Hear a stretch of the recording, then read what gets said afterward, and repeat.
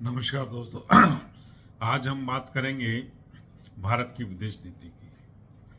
दोस्तों, हिंदुस्तान के भी कुछ मुस्लिम मौलाना लीडर सब आके टीवी पे, सोशल मीडिया पर भारत की विदेश नीति की आलोचना कर रहे हैं कि भारत किसके साथ है, ईरान ने भारत का साथ दिया, ईरान का पक्ष लेना चाहिए। तो दोस्तों, मैं एक चीज आप सबको बताना चाहता हूं, भारत दुनिया में किसी के साथ नहीं भी है और है भी सही, लेकिन भारत को इस चीज में सबसे पहले अपना इंटरेस्ट देखना होता है। भारत को भारत का हित देखना होता है दोस्तों।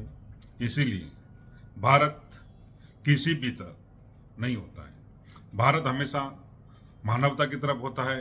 भारत हमेशा हर एक राष्ट्र की संप्रभुता के पक्ष में होता है।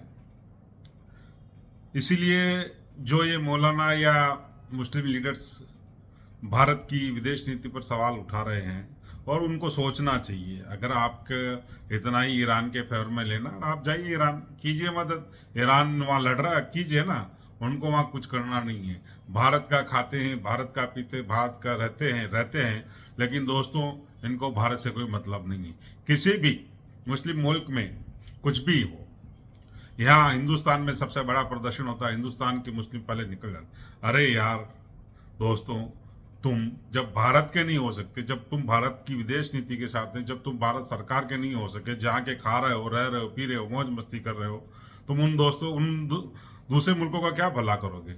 अरे लड़ने वाले सारे इस्लामिक राष्ट्र ही है ना भैया।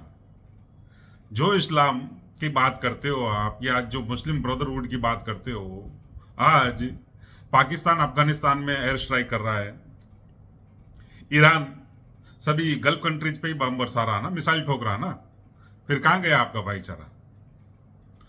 दोस्तों, इन इस्लामिक कंट्री की वजह से ही पूरी दुनिया में शांति को खतरा पैदा हो गया। यह चीज इन मौलानाओं को और मुस्लिम लीडरों को समझना चाहिए।